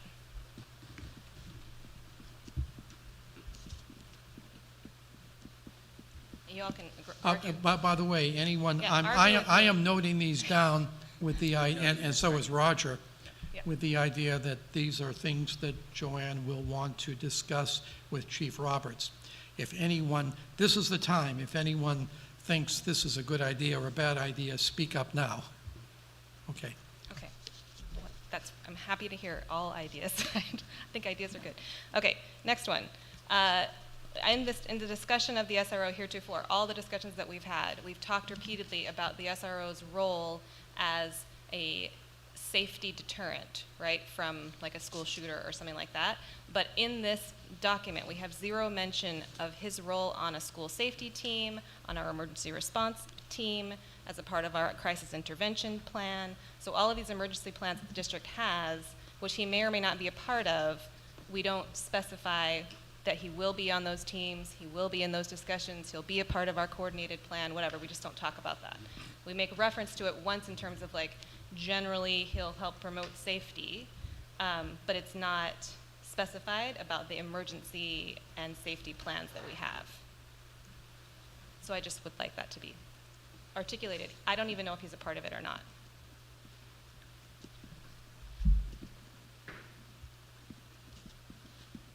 And this would be in addition to, let's see, goal and objective number 2, to prevent, deter, and investigate crime or attempted crime within the school district. Right. And in addition to item number 7 under Number goals and 7, objectives. yeah. Right, so that's fine. Those are all, I'm not arguing with those things. I just think if he also has an additional role to play in our specific emergency and school safety plans, let's articulate that. And I guess That's if. I think that's, I mean, I don't disagree, but I also think that's probably something that Joanne needs to discuss with the chief, because Yes. maybe he actually the chief, as his commanding officer, sits on these Exactly. committees and then disseminates the information, so it may not actually be appropriate for him to sit on the committee, just know what the plans are. Exactly, and so. I don't know the protocol for that, so yeah. Question to be asked, yes. Okay. And then, going back to the discussion we were just having, in this document, there is no mention of an assumption of a coordinated effort with or support of the social worker. There's lots of stakeholders mentioned, lots of administrators mentioned, but there's no mention of either social worker or the mental health professionals that we already have on campus. So again, I would like that to be articulated, especially since this is something we want to evaluate at the end of this year.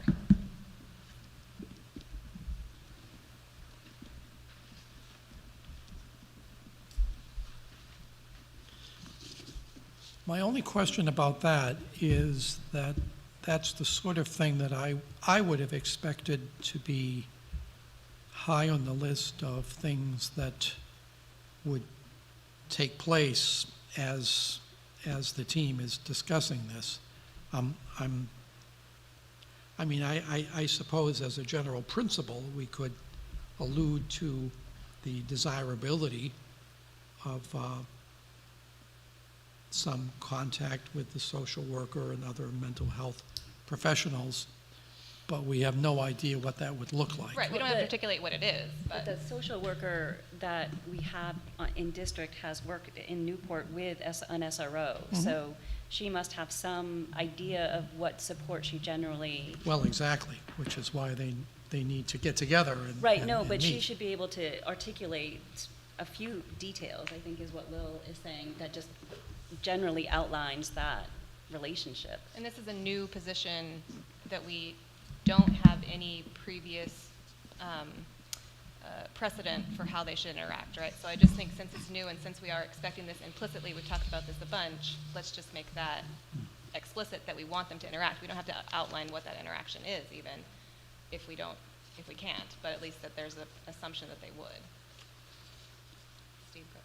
Do we know if our social worker is going to do home visits? I mean, those are cases where the SRO might support the. We do not know that. At least I haven't heard it. I mean, I would argue that putting some language in here suggesting a coordinated approach is critical, especially considering our earlier conversation, that that's one of the things that we're basing our decision on, to give this time to emerge, to see a team approach emerge. Well, if we're not going to ask for that team approach, then we're not going to see it. Yes. That's probably is part of a rework of item number 12, which used to be item number 5. Potentially. I mean, again, Yeah. where this fits, I think, is up to the people who are now going to negotiate it. But Yep. yeah. Yep. And that is, well, then my last overarching one. Well, no, this is actually in the document. So that's the end of my things that aren't in the document. That was very short.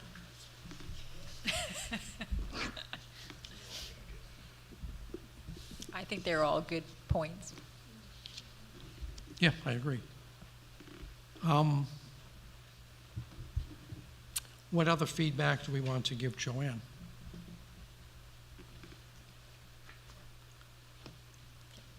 Yeah. It's not a feedback to change, but I just want to point out, and I'm happy that it continued through, again, one of the community's concerns has been the unfair discipline of students, and it has clearly been outlined, I feel, in multiple places in this, that it is not the role of the SRO to act or enforce any house rules of the school or to be the disciplinarian. And I think that we have done a good job restricting his involvement to criminal activity and educating people to be good citizens. So I think that we have done a good job on that, and I'd like to see that theme continue because I know that that's been a lot of concern raised by the public as well. And that is, in fact, articulated here. It is, but I want to keep that articulation. I think that Yep. my concern throughout all of this is that some people, and I think once this is done, we need to make sure that it's clearly published for the public to see, because I think that we have, as a board, done a great job in that area, and I don't think that some people have necessarily taken the time to read the document through that have criticized us for some, or have brought up some concerns that the SRO, we have not limited his scope of practice. So can I just ask a quick question? because I'm curious, so in conversations that I've had, what I'm hearing is that our SRO doesn't spend a lot of time at the high school. And so my understanding is he spends a lot of time at the elementary schools and the middle school. So you're saying that we're not using him for discipline kind of thing, but are we using him for de-escalation? Like, so if he's primarily in those two, like under 8, what are we using him for? I think Joanne, refresh my memory. I mean, there was a reason that he was in this building at the start of the pandemic. Yeah, and partly that was due to COVID. I think the schedule, when I asked the principals, is he has different days in different buildings, how it's spread out this coming year, is how that they were going to do it. And sometimes with the younger students, he is going with a principal to a home or something like that where a student might not have been coming to school or things along those lines. You know, the principals have come and talked about how they have used the SRO in different ways a couple of times, and I don't want to misrepresent how they are using him. It does depend on the principal, and I know at the middle school he was part of conversations that if there was a disciplinary action, post the decision of the administrators of what's going to happen, if it was appropriate, that would be part of a conversation about, you know, in a bigger picture in life, you know, this is why you don't want to kind of go down that path, and you were behaving in a way that, you know, we want to support you or not heading in a certain direction. So building the positive relationships, I think, is a lot of work that he tries to do. K-8, the younger families and students, which some of the high school students have already made the connections early on, and then new high school students who haven't worked with him yet, getting to know him there. So I know it's a mixture, and last year he put in the board packet, and the year before he put in the board packet the actual things that he was working on. So I would say best to go back to that actual written document than my trying to kind of summarize it. But do we use him for de-escalation at the elementary school? I don't know directly. I mean, it's not, my understanding is it's not like he's called if a student is physically disruptive. We have staff members that respond to that.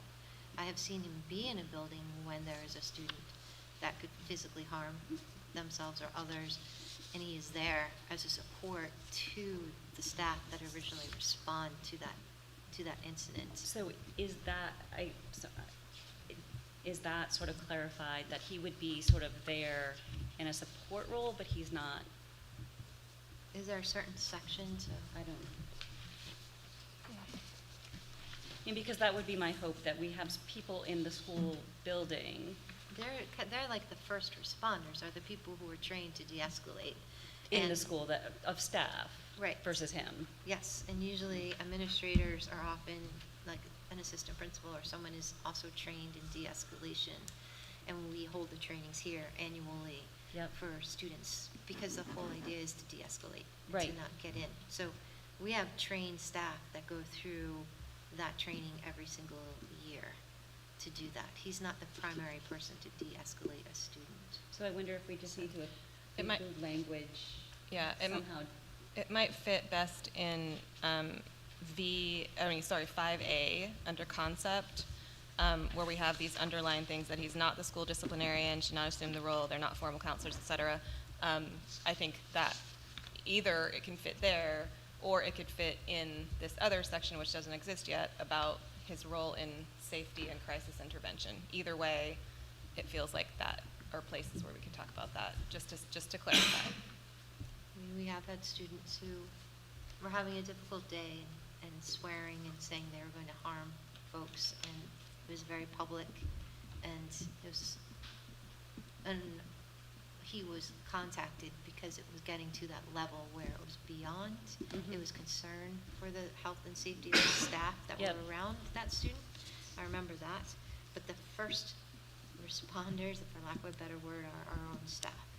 Yeah, so I think as long as I mean, it's great to know that that's our practice, and if we just clarify that he may be present, but that he's not, unless it escalates to. Right. Or if he needs help. Right. If you have one person and it needs two people, that's Right. what he's trained to be able to help Right. with. Right, upon request, right, so that, I mean, that's.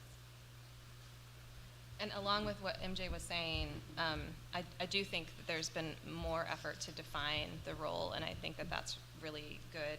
My only piece that going line by line, my only piece that I'm still a little concerned about is E, is this 5E, letter K. This is the section of his duties and responsibilities. And letter K, gathering information regarding potential problems such as criminal activity, gang activity, and student unrest, and attempting to identify particular individuals who may be a disruptive influence to the school and/or students. I feel like that language is slippery slope language that may be sort of thought policey. So I'm a little concerned about that particular item because it feels like when you're gathering information on criminal activity or gang activity, okay, or student unrest, even fomenting student unrest, but then sort of people who may be a disruptive influence, it's very vague, and I think it gives too much latitude.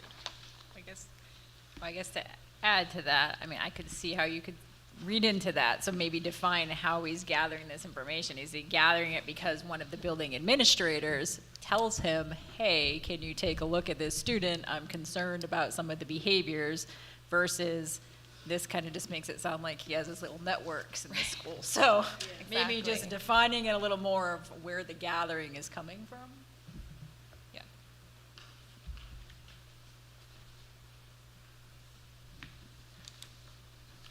And related to that, and this is not something that's in the MOU, so hey, but it's related.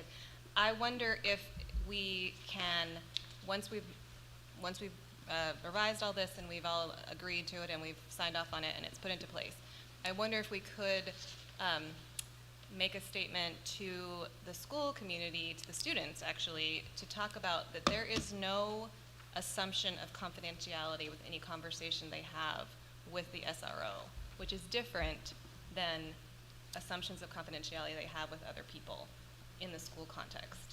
So I think it's just important for kids don't know that, and we haven't really talked about that he is always and forever, as this states, a police officer first. So there's not an assumption that you tell him something and it can't be acted on later on. So I think we just need to be very clear to our students to just let them know this is how this works. But I guess, is there really an assumption of confidentiality with a teacher either? I mean, depending on what you tell them, they're mandated reporters on certain things, so. Right, but again, but a reporter, they're reporting on child abuse, child welfare issues, but if you were talking to him and saying, I just feel like it's a slippery slope too. I just feel like we should let them know, at least state it. Then what happens after that is up to, Their own choices. Kids say a lot of things and kids make a lot of choices, and we're not responsible for every single choice they make. But we have this person in the building, let's at least let them know what they can assume out of conversations with him. I guess I would rather have a blanket statement that there is no confidential, or you have to assume that nothing's confidential basically at all, whether it's from a police officer or a school personnel, because you're making a choice to tell somebody something. I guess I'd have it more the approach, you're making a conscious choice to tell somebody something, and they may or may not have to act upon it. But I think that's true of whether it's a school personnel or a police officer. But I think that if one of the concerns is that by having an SRO at the schools increases like this pipeline, right, into the legal system, that if we as a district make the statement of, don't assume this. I mean, so like making a statement to a social worker is going to have a very different consequence potentially than an on-duty police officer who is required to follow legal action. And you head into a very different system. And so I think that it's just a fair statement to make that we have this person in our building. It's not an employee of ours, it's an employee of the city. I tend to agree with MJ. I think there is, kids should not have the illusion that what they say to a teacher, a para, or an administrator is going to be kept any more confidential or not subject to some sort of action than anything that they would say to the SRO. And the other thing, let's be careful of extrapolating claims that are made on a national stage to what happens here in Lebanon. I mean, we know that there is not the pipeline you alluded to. That does not exist here, so far, fortunately. But I think Wendy's point, the other part of her point, is that yes, people are required to report, but what the consequences of those reports are very different when you're reporting to a principal or you're confiding in a social worker than if you're confiding, you think, in a police officer. So the consequence can be extremely different. The system is extremely different. And if you don't understand the difference, which you might not because you're 10 or 15, then that's my concern. And there are cases, of course, where children have made disclosures to principals, assistant principals, teachers, who then have been obligated to turn around and report to law enforcement. Sure. So, I mean, it's ending up in the same place. I'm just a little concerned about incorporating too much of a point of view. I don't know. Yes, go ahead, Stephen. I guess my concern is if you deliver a message that says, hey, FYI, what you disclose to the SRO is not confidential, it implies that what you are telling others is confidential. Yeah. So I think that opens the opportunity for more confusion. So I would make either a blanket statement that says anything you disclose to anyone is not necessarily confidential, or you don't make any statement at all. I think that there's a different thing happening. I think that when you have a conversation with a police officer, it's a legal engagement. So it's a different thing than if it's with a teacher or you're automatically in a legal conversation. So I think that that's the part that you can not use the word confidential, you can use the word legal, but it's a different relationship. And when we have the illusion of a counselor that is a police person, then that's not fair. It's not fair to the student for them to think that there's counseling, and when it's a policeman. And that's been taken out. Everywhere. And any reference to the police officer as counselor has been removed. Right. Except for in 5A, it hasn't been removed because it says the SRO program shall utilize the SRO triad concept as set forth by the NASRO. The SRO triad concept generally means that the officers assigned to the program are law enforcement officers, counselors, and teachers.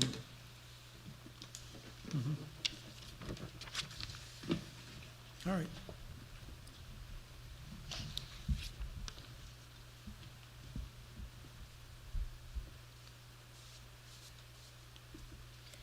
In our handbooks and stuff like that, do we have a confidentiality kind of statement somewhere?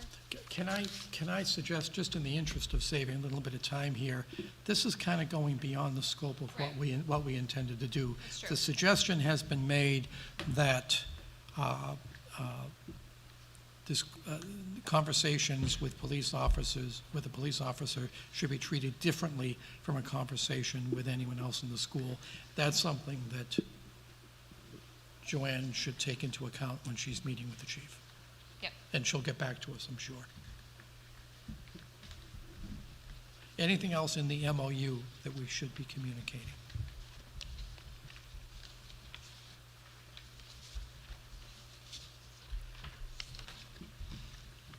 Can I just make one tiny point? But I think this came up when we talked last year with the police chief about that the uniform includes a weapon.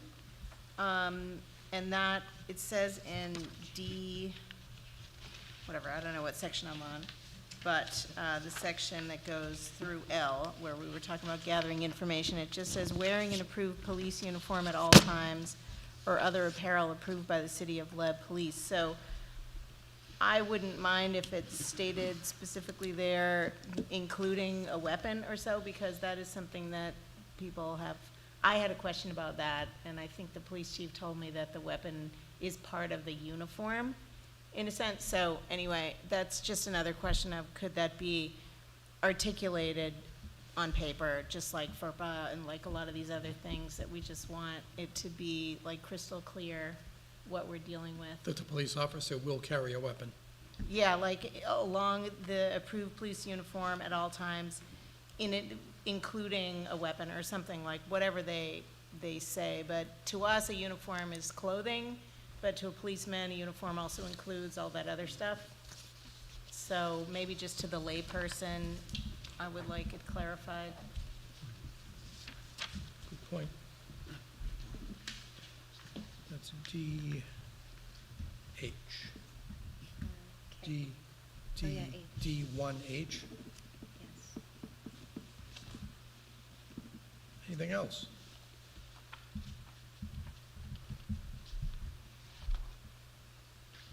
Okay.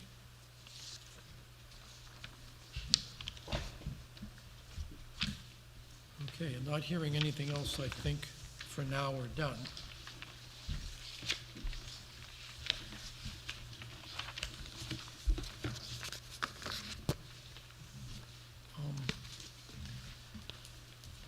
See where we're on the agenda. Review 2022-2023 board goals. As we just approved these not too long ago, they were included in your packet. I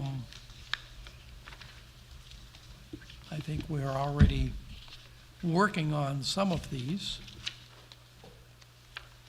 I guess rather than getting into this again, doing a deep dive, is there anything that anyone wants to comment on, saying, yeah, we're doing this, we need to pay particular attention to X, not so much to Y? I mean, I think the goals, I think, were valid when we discussed them, and are probably still valid now.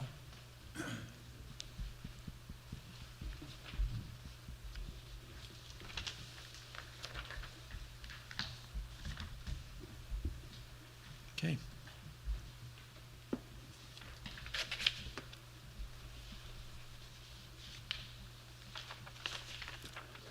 In that case, let me go down to the last of those goals and the next item on the agenda, which is the superintendent search. And I guess what I wanted to do, the reason I asked this to be put on the agenda, was just to brief everyone with a couple steps I took over the summer, and also just this is not a function that the board chair should be taking on independently of the board, and I want to make sure that everyone is on board and is in agreement with the next steps to be taken. So what I did over the summer was to reach out to the New Hampshire School Board Association. I spoke with Barrett Christina about search firms, and he provided a proposal from a search firm that School Board Association has a contract with to provide services. I included that in a Google document, which is now available to everyone, and I'd ask everyone to look that over, and let's think about it seemed to me like a pretty comprehensive approach. It was, I talked about this to Tim, and since there is going to be a significant amount of money expended, we don't know exactly how much yet, because it depends on what scope we want, the scope of outreach we want this firm to do, that we should be probably getting proposals from other firms as well. There are lots and lots of these firms out there. And what I just wanted was a go-ahead from you folks. We don't have to vote, but just a sense of, I included some information on some of these firms that are there. What I'd like to do is to approach another 2 or 3 of them and ask them to provide us with a proposal for the kind of services they can provide analogous to what we got from this other group. If that's okay with the board, I will go ahead and do that. And I think we can get that in pretty quickly. I think, you know. Do you know if those other firms have worked with New Hampshire districts? That's one of the questions that needs to be asked. Another question that I'm particularly concerned about is that they cast a broad enough net. We know there's been a lot of change lately in our immediate area. And we also know there's been a lot of people moving around, and it might be in our interest to be sure that we're working with a firm that's going to look further afield, and so we're not recycling the same people over and over again.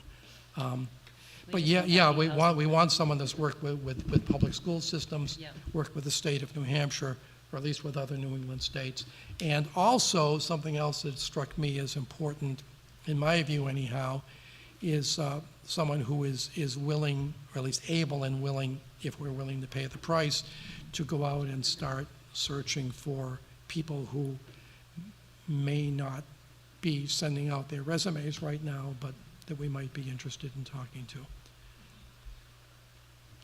So that's what I was planning on doing, if it's all right. I also posted in that folder our policy for a search committee. I've gotten numerous volunteers from within the teachers and administrators putting their name in the hat for the search committee. My sense is we should probably hold off on that until we have a search firm on board and talk to them about helping us with that. I mean, we know what the composition of that search committee has to be. Yeah, go ahead, Lil. I just have a question about that.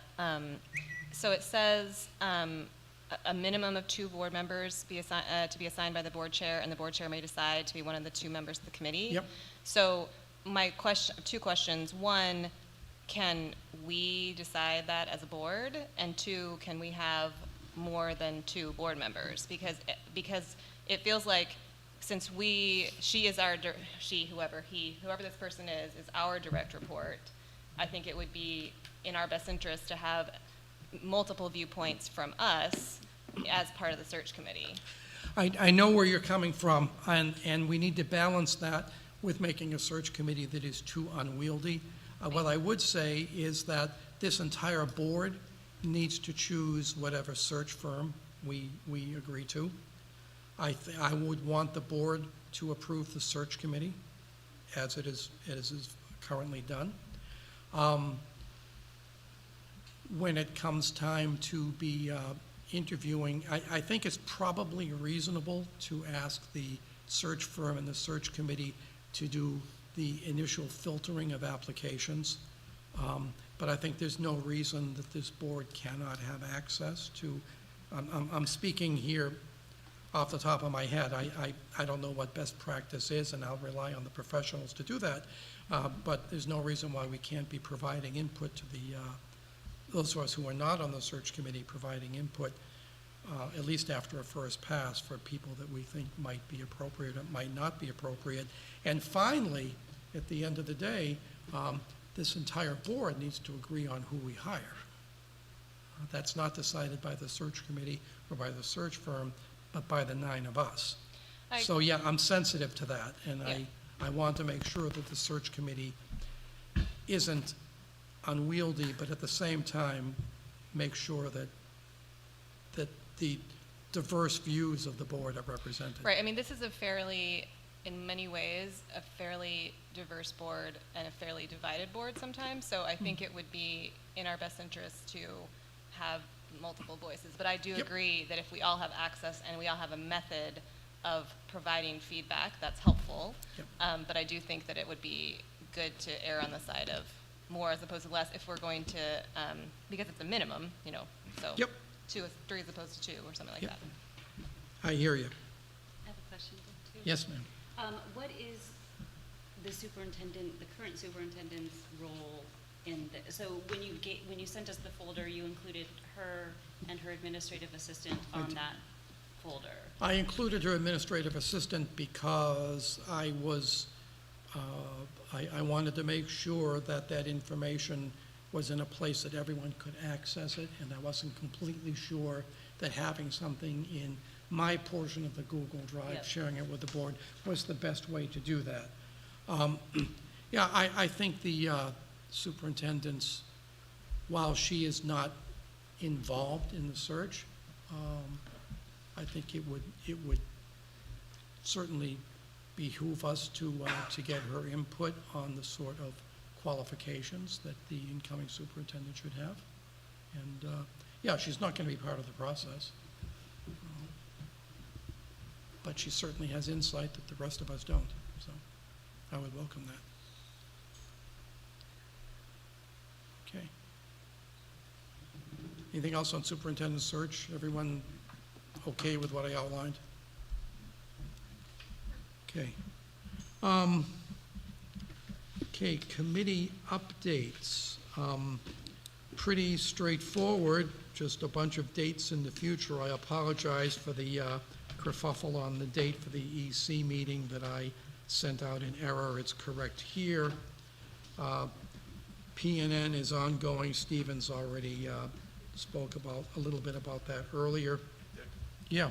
As I'm looking online and thinking back to PNN's work at the beginning of the summer, we did come to an agreement with LAG that I don't think was brought back to this board because we were on summer recess. Yes. So I think maybe we should do that for next. That has to that has to happen, and I'm not sure. I've been looking for that final document, and I haven't seen it. I don't know if the LAG group has seen the final document yet. And the did we approve the secretary's contract? I'm not sure we did. It is posted on the no, the one on the website is through 2023. No, I don't think either one of those. Yeah, have so come those back have the to board. be, those have to come to the board. Yep. Thanks for the reminder. I will do a little poking. Anything else on PNN? I don't want to jump Just that through. We have 4 minutes left, so we're okay. All right. I mean, the negotiations are underway with our support staff, and that's a work in progress. Yep. Has the board seen any of the preliminary information on these agreements? No. No, that's what I'm saying. We have to bring it back to be ratified. Yeah. before.